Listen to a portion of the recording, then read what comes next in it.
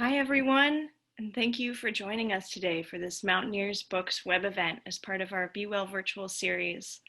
This is the digital launch event for Raven's Witness, The Alaska Life of Richard K. Nelson, with a multimedia presentation by author Hank Lentfer.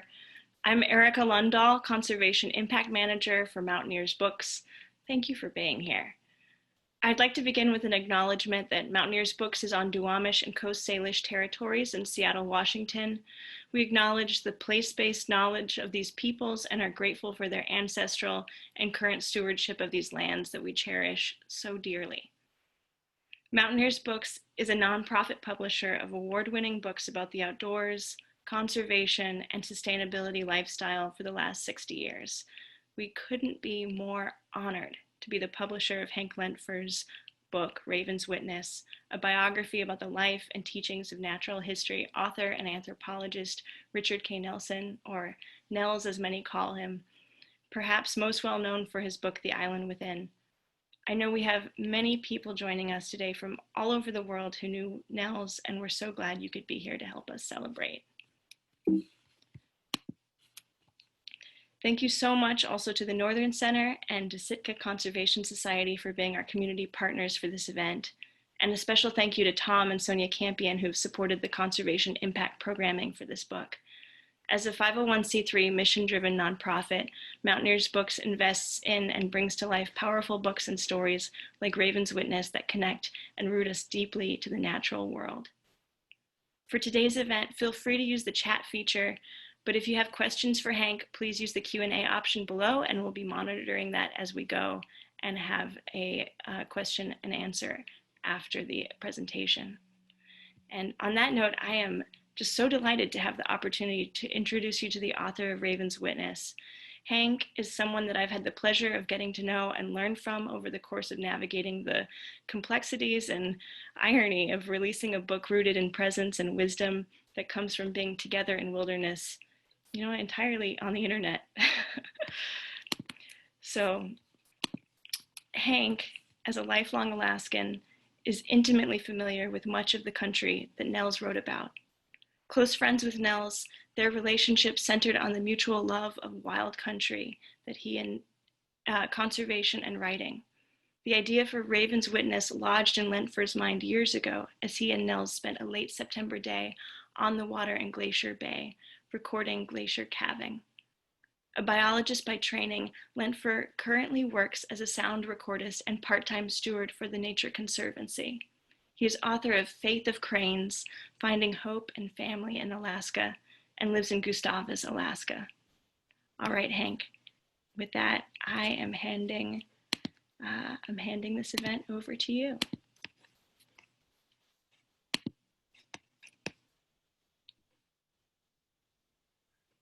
All right.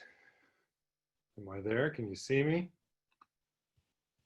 So Erica, I'm just a little thumbnail up on the side.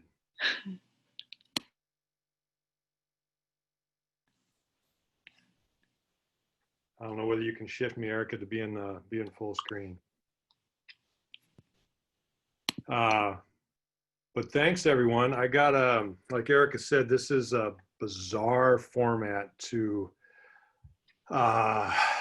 talk about the importance of being rooted in place. And I remember Nels saying the same thing, that he went on the road to share his writings and stories. And it was such irony to be traveling to tell people about the importance of staying home.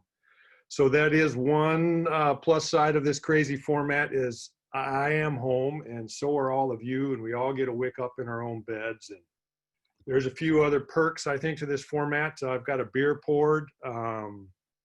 And if you guys get bored, you can stand up and leave without disturbing anybody. So there's some perks, but mostly it's just really weird. And I miss being with people.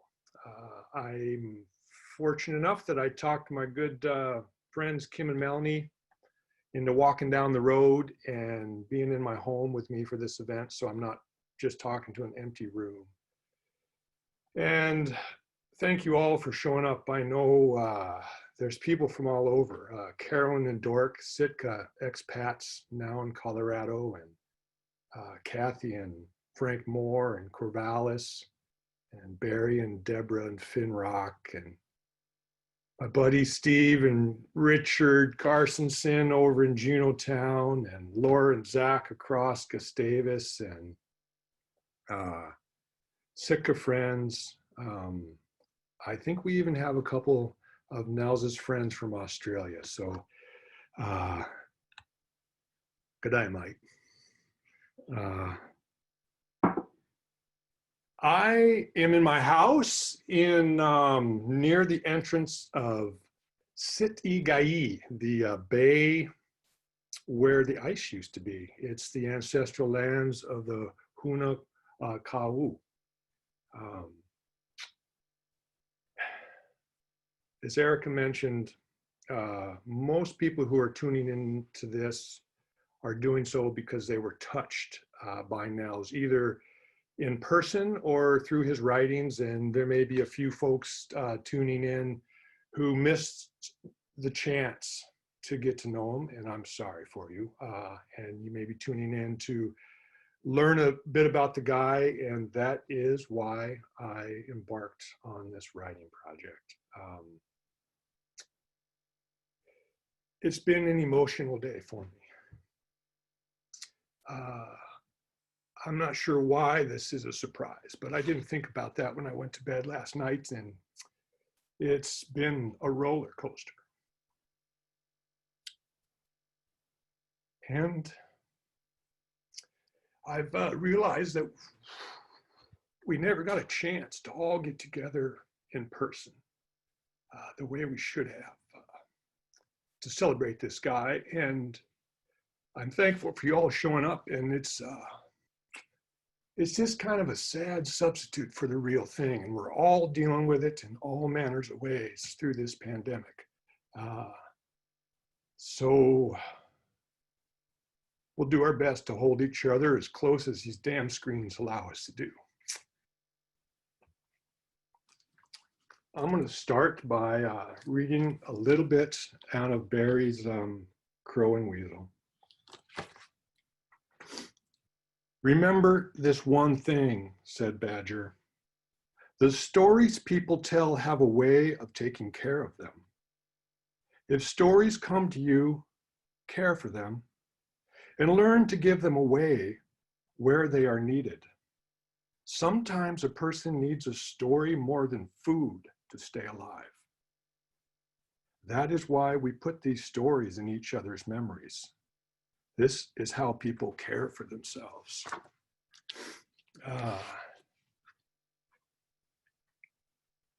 It feels like stories are, during this pandemic, are taking on a whole new importance. So why write a book about some tow-headed kid from Madison that found his way to Alaska? And the short answer is he managed in the 5+ decades he was here to accumulate a wealth of stories that remind us of the impossibility of being separate from each other and from this place. And there's stories that need to be retold. So much of the struggle and dysfunction in our world right now come from stories of division that feed the delusion that we are separate. And Nels, whether it was around a campfire one-on-one, through his writing, through being on the stage, through his radio work, through his work on camera, the theme of all his stories was how boundaries tend to dissolve whenever you look really close. So he was somebody who, he was a boundary walker, boundary between cultures, a boundary between species, and he embodied a joy that comes from the awareness that the boundaries we imagined are actually not there. I first met the man on the page, like so many people. I was 23. I was just beginning to build a home here in Alaska when I read this book. And I saw a piece of my own story in this book. He hunted the same forest I was hunting. I just really resonated with the comfort he described underneath the dark branches of a tree, and the solace and the distance from the bright lights of a city. That just spoke to me. But more than a piece of my story, I saw a way of seeing the world that I had not thought of, and a way of life I had not come into. So there was a promise in this book. And I turned to some of those other writings, and a couple years later, I had a chance to meet the guy in person. It was a great trip organized by Sam Skaggs and Richard Carsonson, who at that time in their lives were chasing the last giant stands of trees on the Tongass. And Richard had identified a stand. And a group was from northern southeast, Sam Skaggs, Steve Murley, John Couette, who's no longer with us, and Carsonson. We went down to the south end of an inlet, and a group of Sitka people came up through North Hoona Sound, and the stand of trees was a day's hike from either water body. And we hiked in, and we met with the goal of mapping these trees. And honestly, I was a little intimidated to meet this guy. He was a giant, iconic Alaskan voice. And after reading The Island Within, I kind of viewed him as some sort of a monk. And I would imagined him, having a little notebook in his breast pocket of his halibut jacket, and he'd be writing down poetic lines, looking at the trees. And what I encountered was somebody who dropped an F-bomb into every other sentence. He was raunchy, he was crude, his sense of humor seemed to have been stunted somewhere around the 7th grade.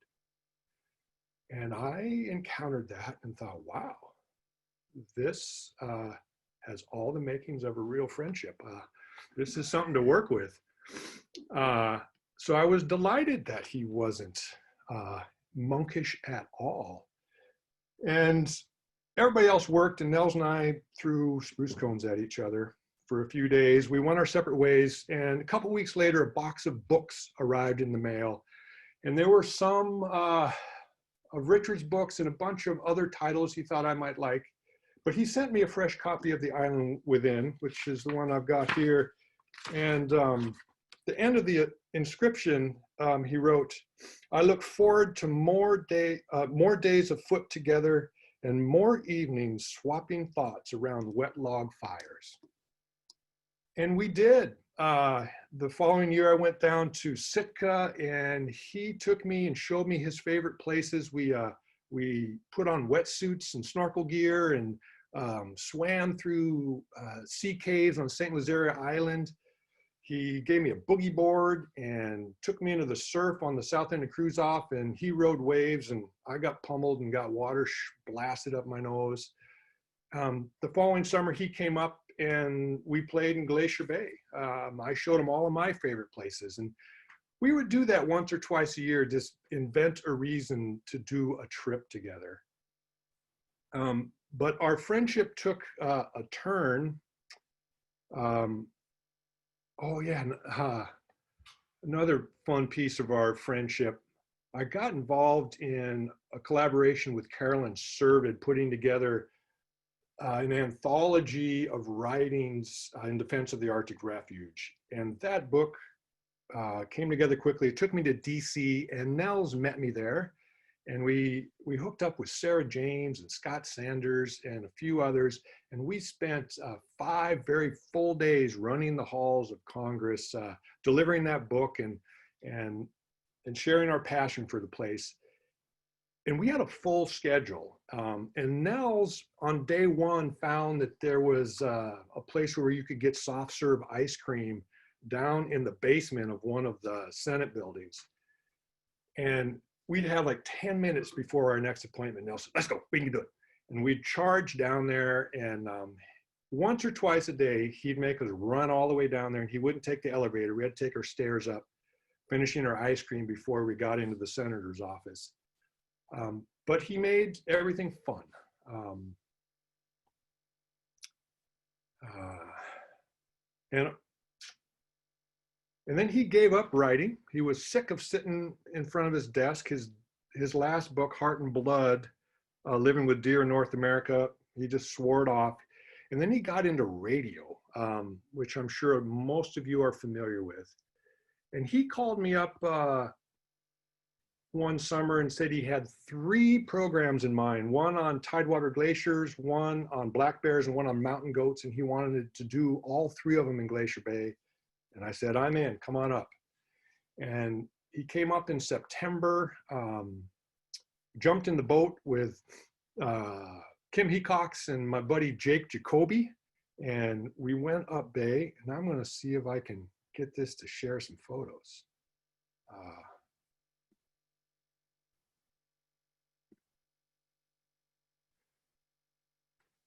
So here's Nels with his recording gear in Glacier Bay.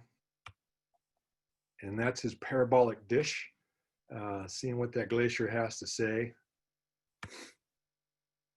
And the tone of his radio programs is very spontaneous, but underneath that is meticulous preparation. So here he is in my skiff, doing some last minute edits to his notes. And here he is paddling closer yet to the glacier. And the thrust of all of his radio work was to get as close as he could to whatever the subject is. And, you know, safety officers to be damned. I love the fact that this man is not wearing a life jacket in this photo. And the evening after he did that, he did something that changed my life. He put that recording gear, he put those headphones on my head and handed me his parabolic, and he put the recorder around my neck and said, hit this button, it'll change your life. So I'm just going to read a little bit from Raven's Witness. I stepped down the beach, pushed button. The gravel under my boots became a rock slide in my inner ear. 2-inch waves lapping against shore exploded like giant surf. A gull drifted over the cove, clucked once, and filled my skull with sound.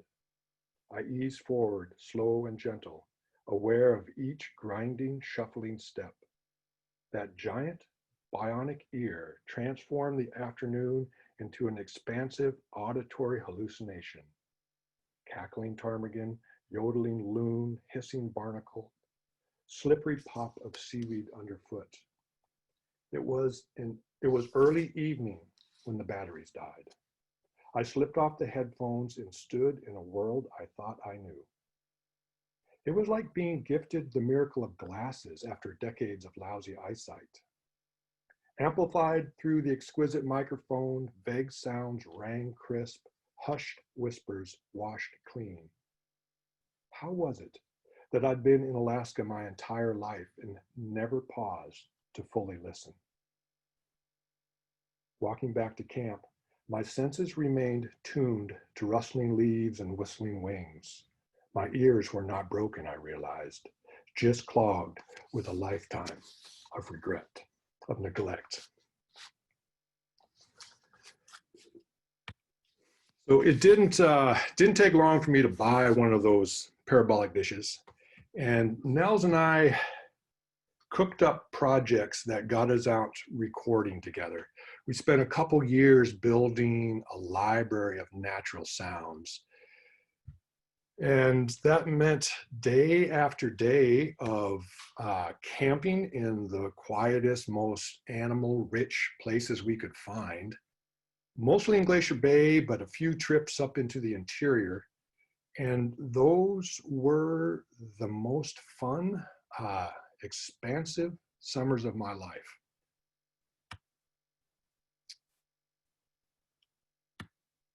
So I've put together just a 1.5 minute soundscape with some video, just to give the briefest sense on how we started each of our days. So grab a sip of wine or a glug of beer and listen to this for just a bit.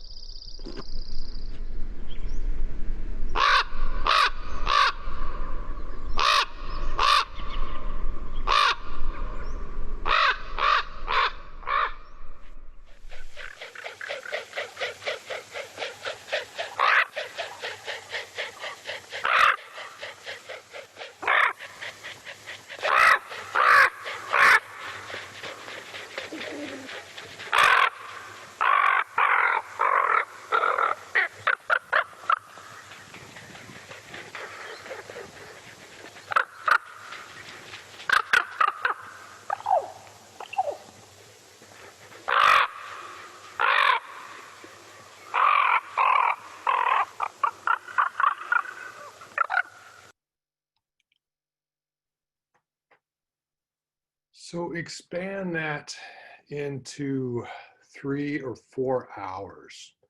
And that's how we started each of our recording days. Just going our separate ways, immersing our senses into the beauty of wild country. And we often talked about the fact that that is the experience that stretches across the vast expanse of our species experience on this planet. And it's a rare opportunity to have that much time in our little slivers of remaining wild country, but our species has evolved alongside all these other voices. And so what's it like to do this day after day? Well, by about day 5 of a trip, we would get fairly giddy. We would become as funny as we ever wanted to be, because no one else was there to tell us we actually weren't that funny, which is all too common of an experience here in town. So I put this together because this would happen a couple times a day.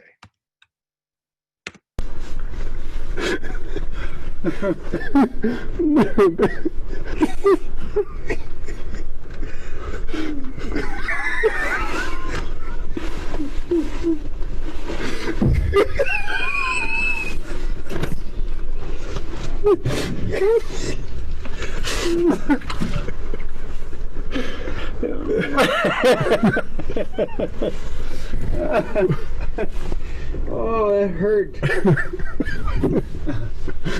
Oh, God. Tears running down my face.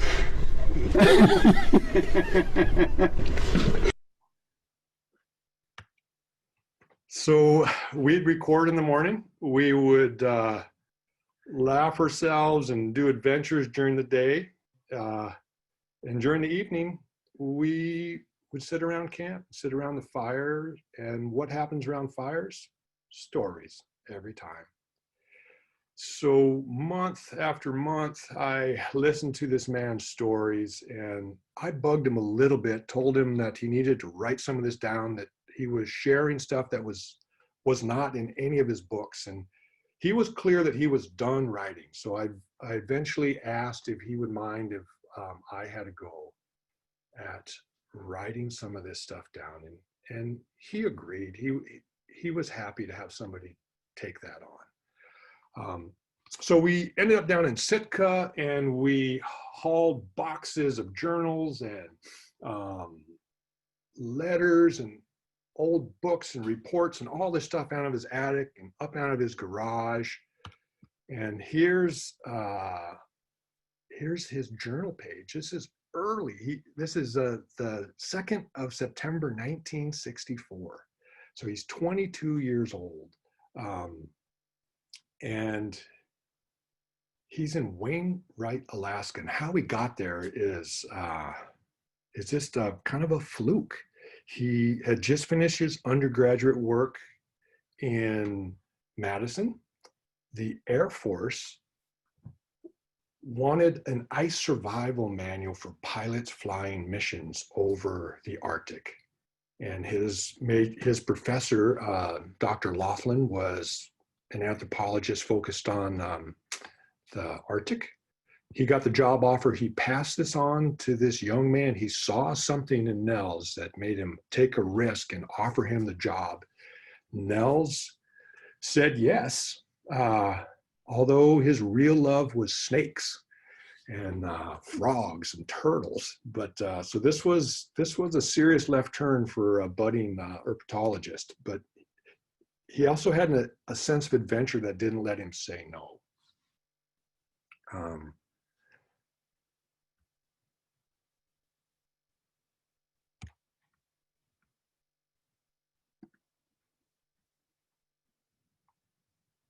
So I think you can see me now, and not my screen. Nels, there were over 8,000 pages of journal starting from 1964.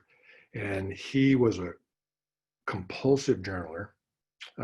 He quit after he finished his last book, which was 1998. I read all of those journals, and we'd be sitting around and somebody would ask him a question about what he'd done in his life, and he'd start to answer and I'd correct him. And they'll say, yep, just ask Hank. And it turns out that journals don't fade like memories do. And but I eventually got through all the journals and got the book written. And it was in the hands of Kate Rogers at Mountaineers Books, and it was needing a title.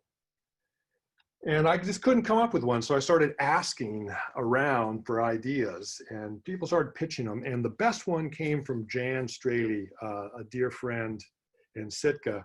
And it was this beautiful, brilliant riff on Nels being from Wisconsin and this book, Make Prayers to the Raven. And Jan was convinced it should be called Make Prayers to the Cheesehead. And Nels was on board. Kate, not so much. So we had to come up with another one.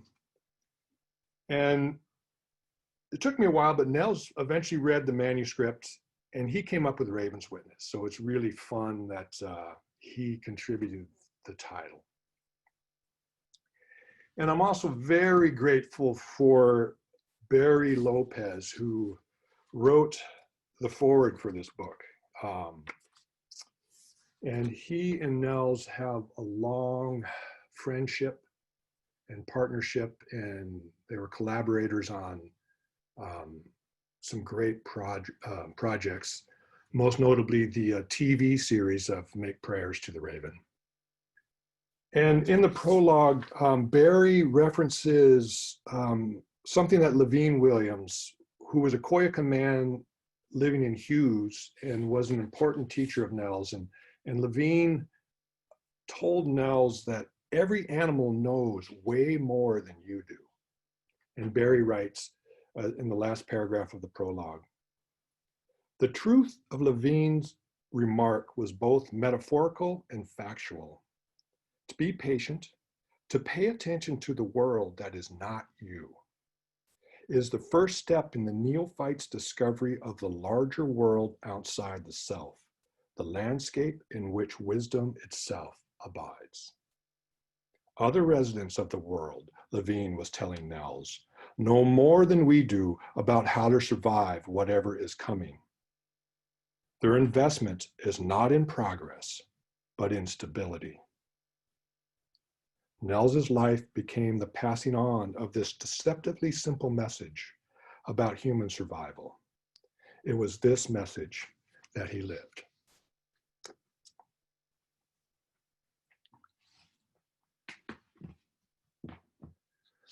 Early on in this book, Barry introduces readers to the term sumatak, which refers to a storyteller able to create the atmosphere in which wisdom reveals itself. That describes Nels. And so much of it was the voices he'd listened to, the other cultures, the other animals, and so much was his overall delivery, which was imbued with humor, humanity, and humility. So what I want to do now is go back to some pictures and give a quick thumbnail of Nels's arc through the state as to how he came to be the man, that type of storyteller. So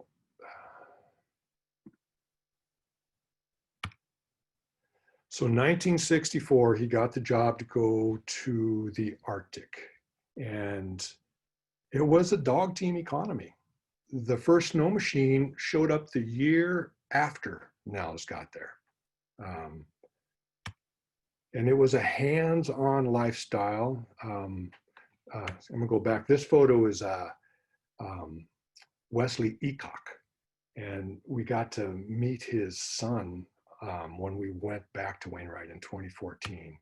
And I don't know this man's name, but he's cutting blocks of ice, which was the source of fresh water for everybody year round. So they'd have to store those blocks in ice cellars. And it was a tough community to integrate into. Nels showed up unannounced. Nobody had an idea why this strange white man appeared in town.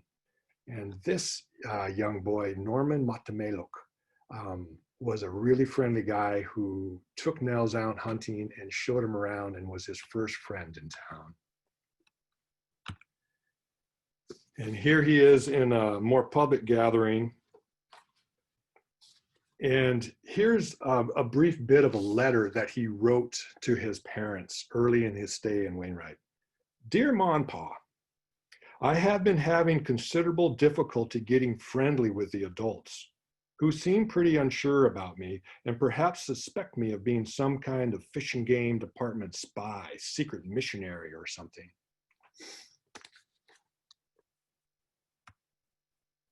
And this man is Tagaruk Bodfish, and he was Nels's closest neighbor. It was about 100 feet over the snow between their front doors. And Tagaruk, by about the second month there, was in Nels's house almost every day. And he just delighted in teaching Nels things. They developed some flashcards to help Nels learn the language. And then I've got a little recording here of Nels reflecting back, and this was just about a year and a half ago, of Nels reflecting back to 1964 and meeting this man. During my year in Wainwright, I formed a very special friendship with a man named Tagaruk. We'd be sitting there in my house at the table, and all of a sudden Tagaruk would lean back and he would start to sing this little song that I fell in love with, and it went this way. Negligage gu tangural Tangichasi Kangixillian Megage Ea ya younge Ea ya younge. And that song means the Negelik, the black-brant goose, speaks in English, but the white people cannot understand. So that song, as Nels explained it to me, was largely done in jest, in fun, but it had a barb in it as well. It was Tagaruk's way of pushing on his new friend, say, come on, it's not that hard, can't you understand? And the two just spent hours and hours together.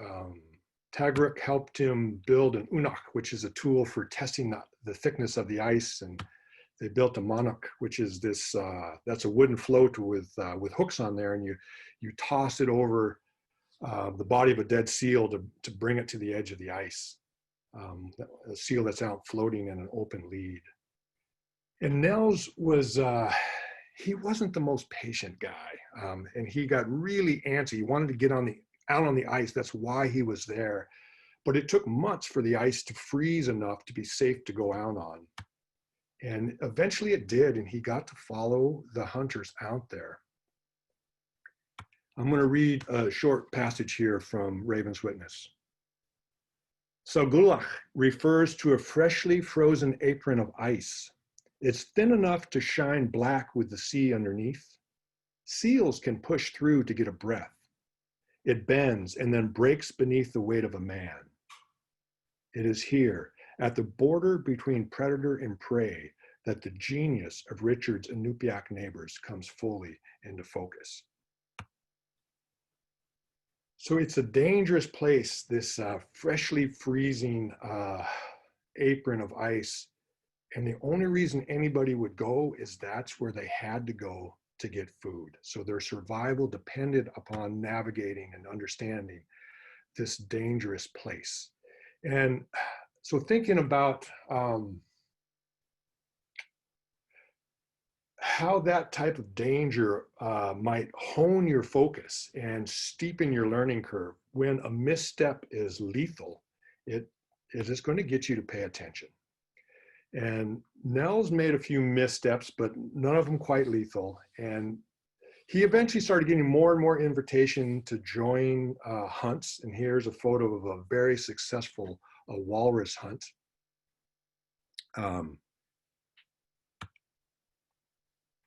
And here's some guys he was out hunting with.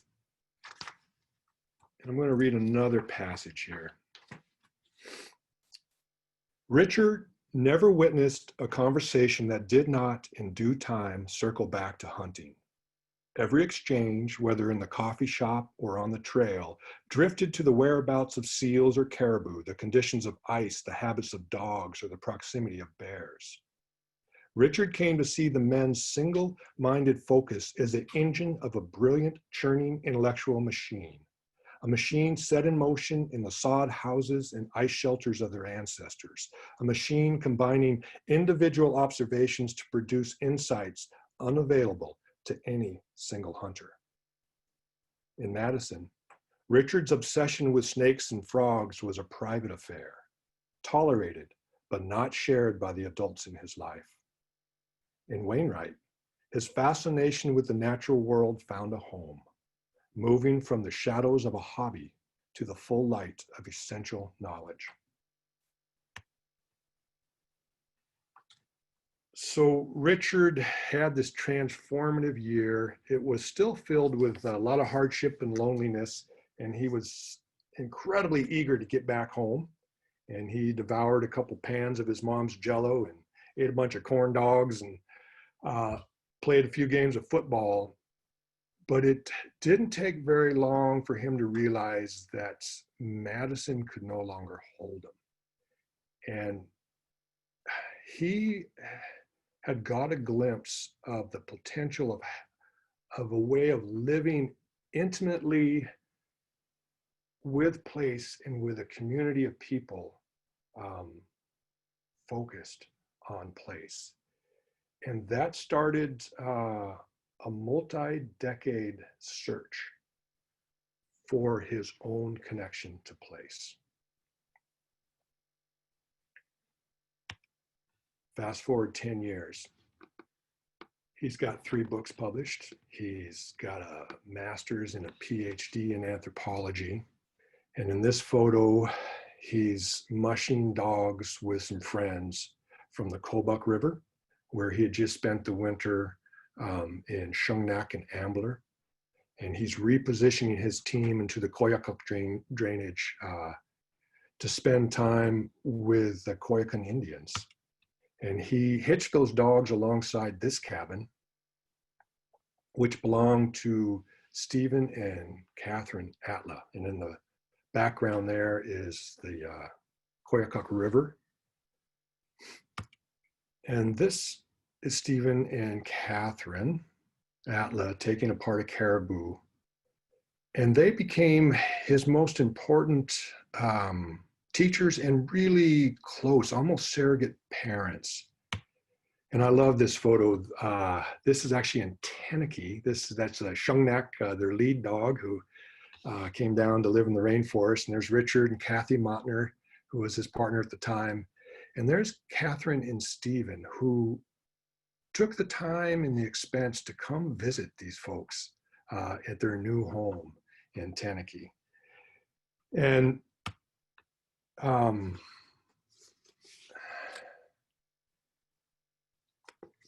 so excuse me, I'm just finding a page.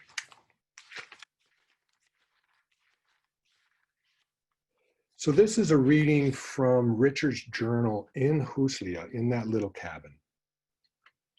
It's so exciting to be learning this. It's like taking an excellent course at the university, but in this case, the material is unwritten and from a world so different that it is beyond imagination. It's a privilege experiencing this life wave before it dissolves into our own, to learn at least a part of this beautiful culture. I choose that word carefully. This culture is beautiful. Its people have a softness and sensitivity that rests well with me. They manage to combine the practicalities of subsistence with sensitivity toward the beauty of their nurturing environment. This balance of pragmatism and sensitivity is, to me, the ideal form of human adaptation. And I'm going to play a little recording of Nels reflecting back on the time.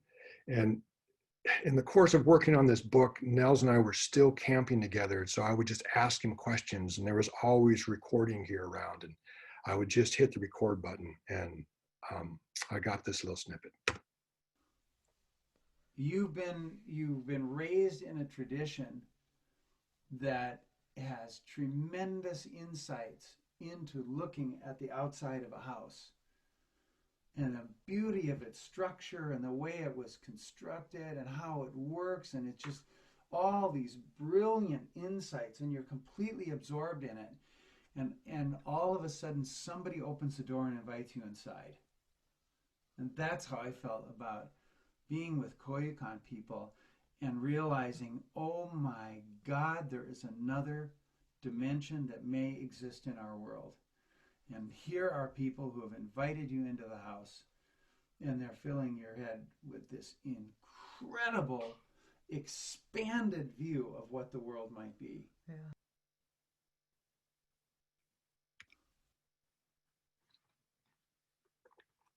I love this photo. This is Nels in that, the Atlas cabin there in Huslia.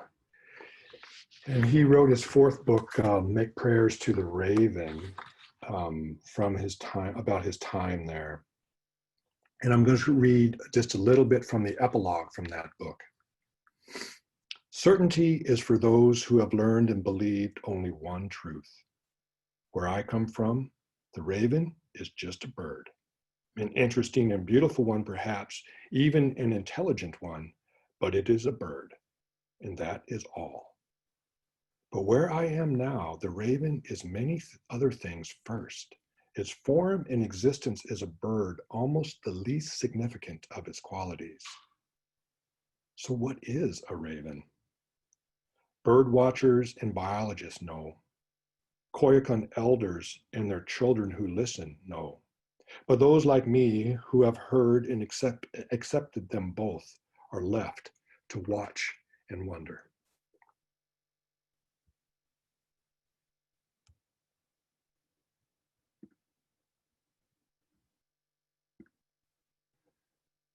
So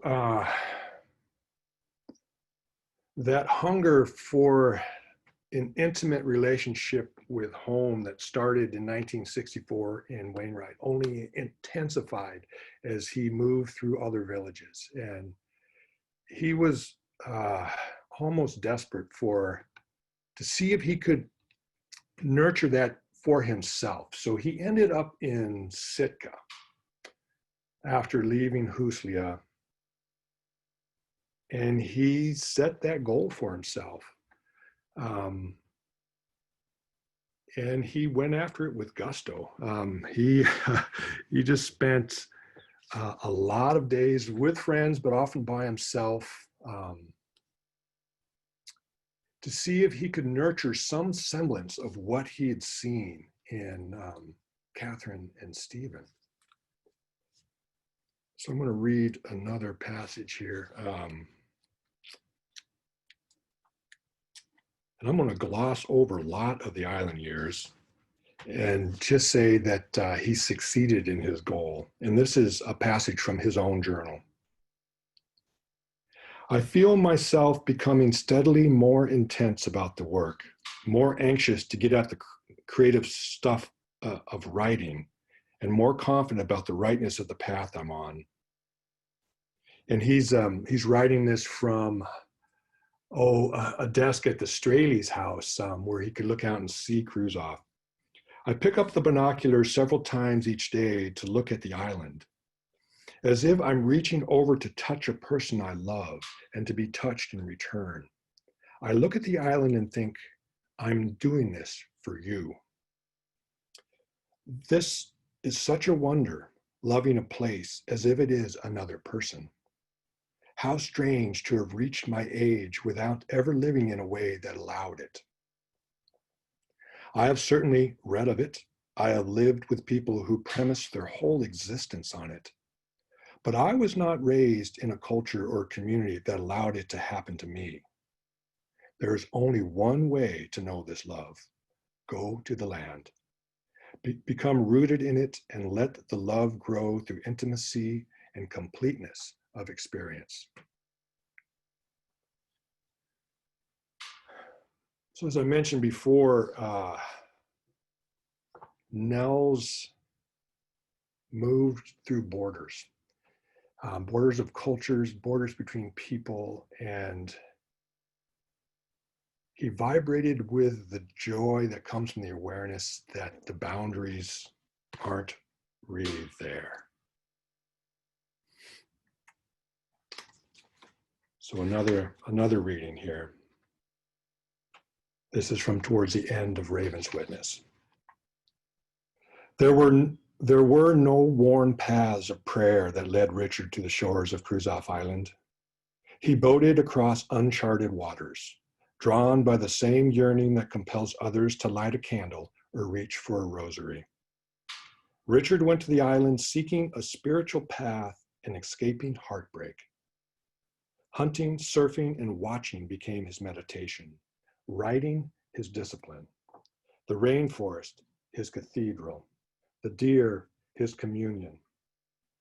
After days, weeks, and months rooted in the unshakable sanity of the senses, Richard was struck by the absurdity of our culture's insistence in dividing the world into separate bits: self, other, male, female, wild, tame, mine, yours.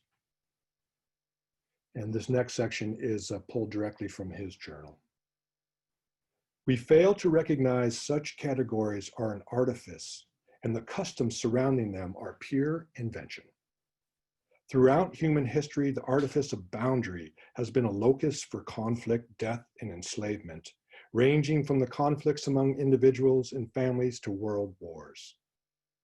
And in the recent history of our own culture, we have built a new border between humanity and the rest of creation. This may be the most dangerous and threatening boundary of all, and the most artificial.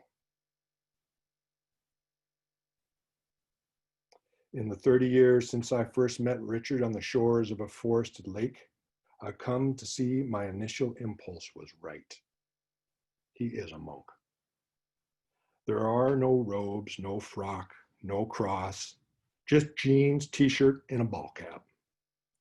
He hates doing his taxes. He rages at his computer. He swears like a sailor and eats a peanut butter and jelly sandwich almost every day. Yet he's dedicated his life to seeing the invisible forces binding us all together. In a culture lost in the delusion of separateness, he's become an unlikely, irreverent holy man. His awareness makes him grateful, which makes him laugh, which makes others want to share his joy.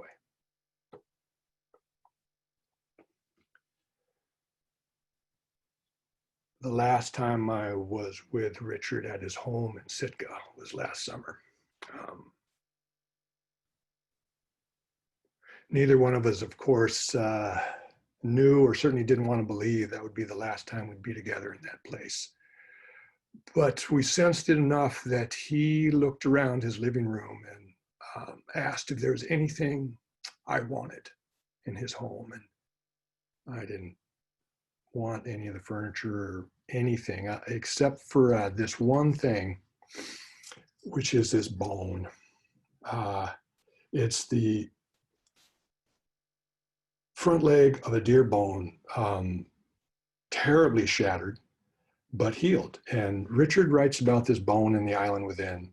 He actually found this bone walking around with Gary Schneider. And he left it in the woods for a lot of years, and he'd go back and pick it up and think about it. And he eventually took it home. And for him, it became a symbol of persistence about that deer's drive to endure. And this part of the bone was poking out through the skin, and it must have just hobbled for, I don't know how many months before this knitted back together. And then it lived for several years that way. And so the bone hangs alongside my desk now, and it reminds me of the world's yearning towards healing. And I don't need to go into all the evidence that our relationship with the natural world is shattered. And our relationship with each other is shattered. And there is no end to the suffering that comes from that. So what is the source of healing? I know of nothing but story. I don't know what else we can offer each other, but stories of connection.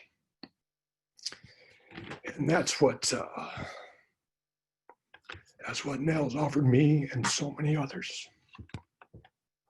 And I think it's all of our jobs to pick up and find and share the stories of connection, which is our only chance of any lasting, sustainable solutions about how we move forward on this planet.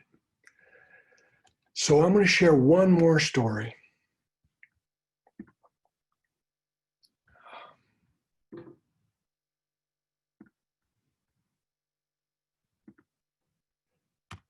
So back to 1964, this 22-year-old kid from Madison meets this man, Tagarok Botfish. They couldn't have come from more different cultures, but they laughed a lot. And in 2014, 50 years after these two men first met, Richard and I made a trip back to Wainwright, and Richard didn't want to go until he learned that this man, Tagarok Botfish, was still alive. And to witness these two men 50 years later see each other is something I'll never forget. Nels walked into Tagarok's home, and they put their hands on each other's shoulders, and Tagarok said, "Look at you, you got old." But then they just started to laugh, and then they sat together for 4 days and told stories and drank bitter black tea. And so here's a picture of Tagarok and his wife Mabel and Richard in their home. And on the final day, we asked permission, and I turned a recorder on. And I'm just going to share a little bit of the audio from the last time these two men saw each other, and they knew they wouldn't see each other again. I want to know the words for that song the right way. That little song, that little Negelik song. Yeah. Can you? Hey,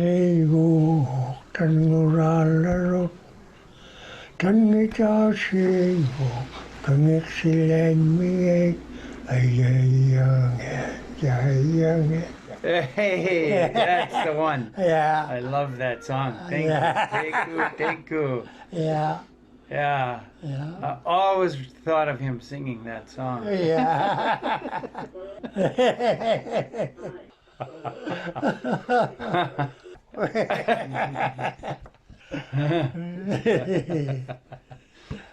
Yeah, you never give up.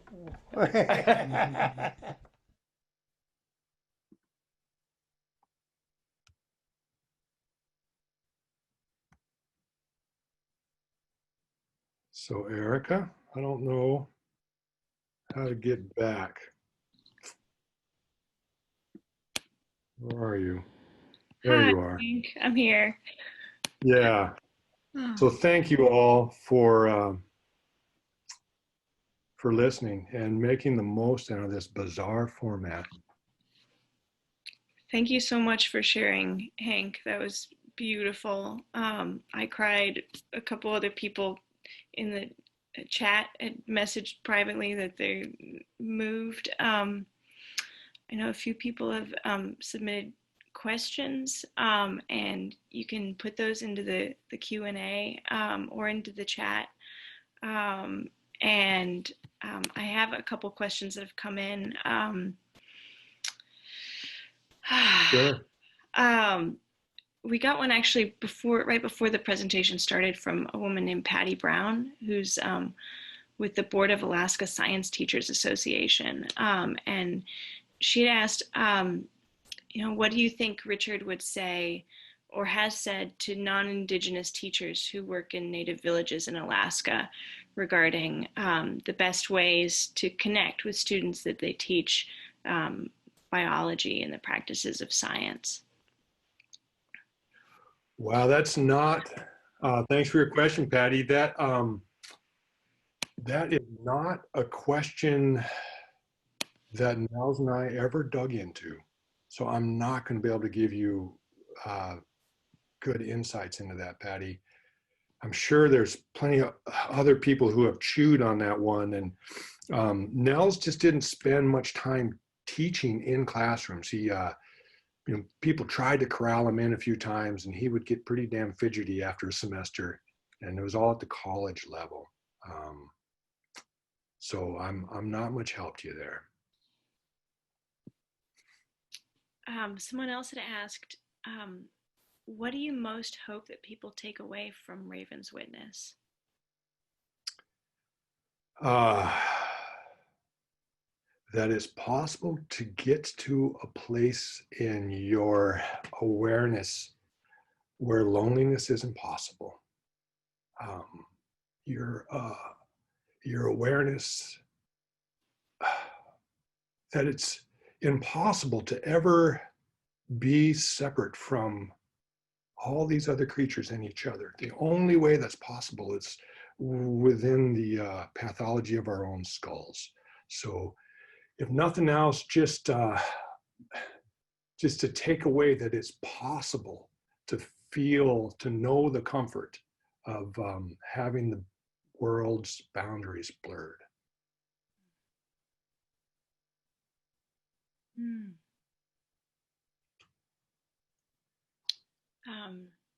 Jen Gardner and Patrick asked, saying, "Hi, Hank. We'd love to know what the process was like for writing the life story of someone that you were so close with. Were there unexpected discoveries or challenges along the way?" Hey, Patrick and Jen, they live right down the street. Troublemakers both. Yeah,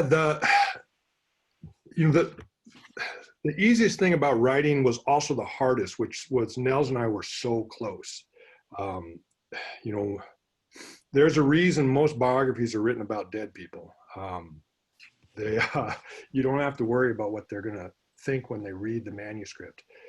But it was great that he was alive and I could call him anytime I had a question. But he also shared so much about his personal life. He shared it in friendship. And it was not mine as a biographer's to write. So it was really a constant effort to negotiate what should be in the biography and what should just stay between Nels and I.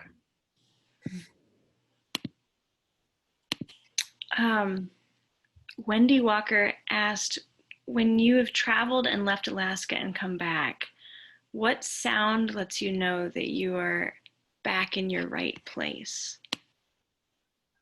Really, it's the absence of sound. It's the absence of combusting carbon.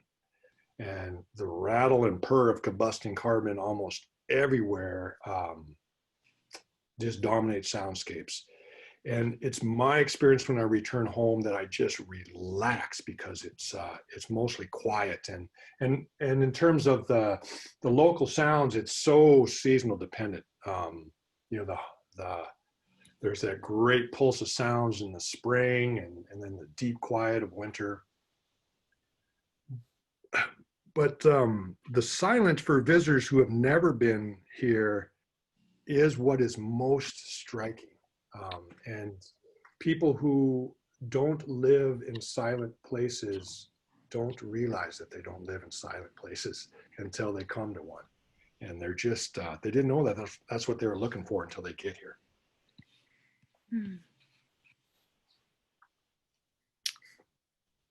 Susan Paskvan said, my mother, Eliza Jones, worked with Nels on Make Prayers to the Raven. This is a wonderful reflection of his life. Is the book available for purchase, and are there some audio available? I would love to be in touch with her because about the audio, and there is an audio book in the works, but there's a lot of Inupiaq and Koyukon words in the book that a professional reader is not going to be able to read. So Eliza Jones worked a lot with Nels to help him learn the Koyukon language, and worked a lot on his spellings, and so it's in the works. I'm just not clear how successful it's going to be. It's a big challenge to do the audio book. But yeah, Nels spoke a lot about Eliza Jones and was a very important person in his life. Amy Gulick says, are there sounds you hear today that make you feel that Nels is still with us?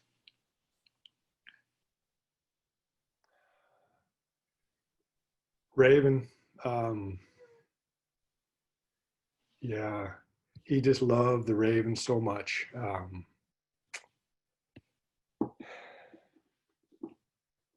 Yeah, you know, my missing the man comes in waves, and I didn't miss him actually for quite a while after he died.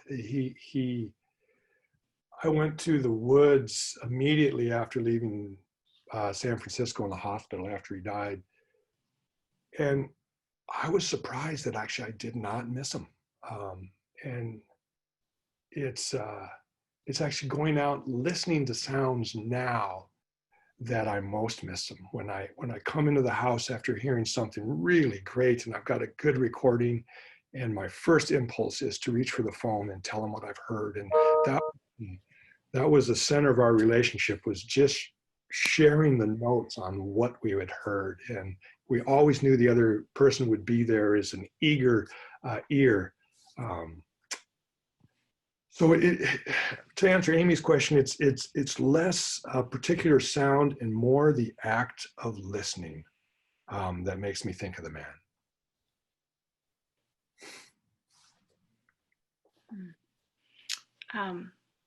We have a few more, maybe one or two more questions.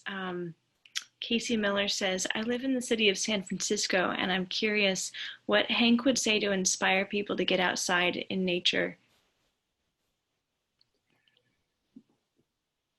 There is, every spring, there are robins singing in every state in the country.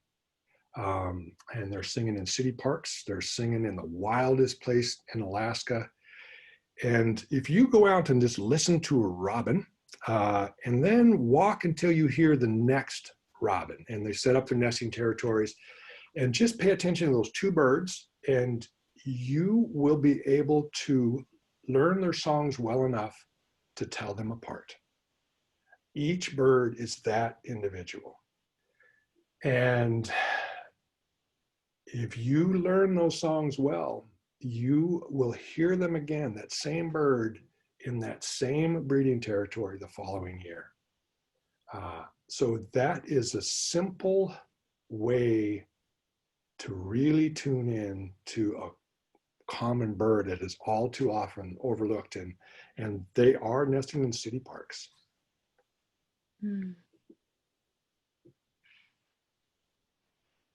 I think maybe we have time for just one more question. Jeff asks, you've spoken a lot about raven, but wasn't Nels identified by the Inupiat as Black Brant? He was given the name Nigalik by Maddie Bodfish, who was the mother of Tagrick Bodfish. And early in his time there, he was outside as Kusik Bodfish and another guy, Wesley Eacock, were building in Umiak. And it was fall time and all these birds were going over. And Nels would just ask questions incessantly. What's that? And he'd learn the names for eider and long-tailed duck. And Maddie finally said, you want to know so much about birds, we're going to call you Niglik. And Nels wasn't sure what that was, and he pulled down his bird guide and started flipping through it. And Maddie saw the picture of a black brant and said, "Yeah, that's it. That's you." So it was that name came about more as a result of his intense curiosity than really identifying with an individual animal. There's one more bird question, and then I think we have to close out the space for the night. But Susan asks, there's a bird that says 3 days in English, 3 days before the fish arrive. Do you know if Richard identified that bird? I don't know that little trick. I'm not familiar with that one. There's a lot of different little words to help people remember birdsong, but that is not one I'm familiar with.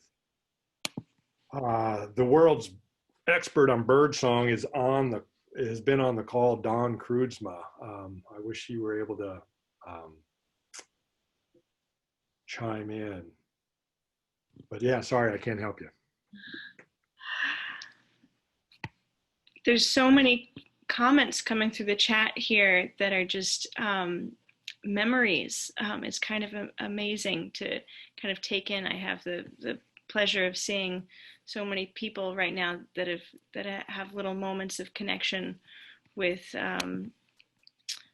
Nels and with you. And I guess I'm just wondering if you have one other small experience with Nels while working on this book that you'd like to share before we close this space. Oh.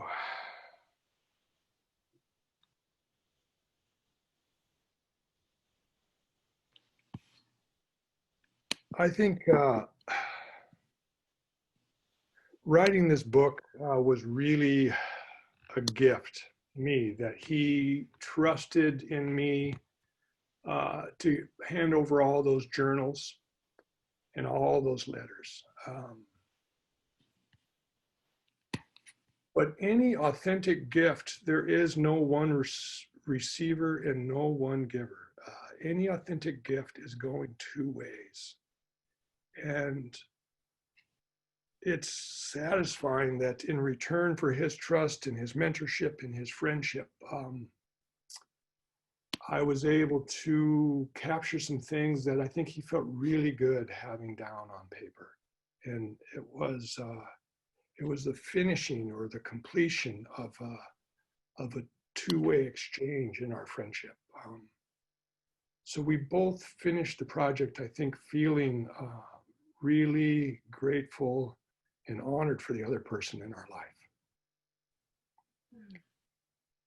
So, Erica, I hope these remaining questions and comments, you have the technological wizardry to capture. I'd love to see them and maybe respond in one-on-one with people later. So just thanks everybody for enduring this bizarre form of connection. And we're all so hungry for connection during this pandemic. So it's been good for me to know you're there. Thank you. I think we all felt your presence and your energy and your great love for Nels very much through this event, and I feel very grateful. I learned so much, and I'm going to be processing on many of the stories shared tonight for a long time. If you want to get a copy of Raven's Witness, then you can do so at mountaineersbooks.com or at your local bookstore, wherever books are sold. I was going to bring up a couple slides, but I think that we'll be sending along those links afterwards for everyone that came along to this presentation. And I think it just feels right to kind of to close the space here. And thank you so much, everyone, for being here. And I hope that you found some I'm a little speechless, to be honest. I know I'm supposed to be holding this space, but I'm just grateful for you, Hank, and thank you everyone for coming today. Thank you, Erica. Thank you, everybody. Blessings.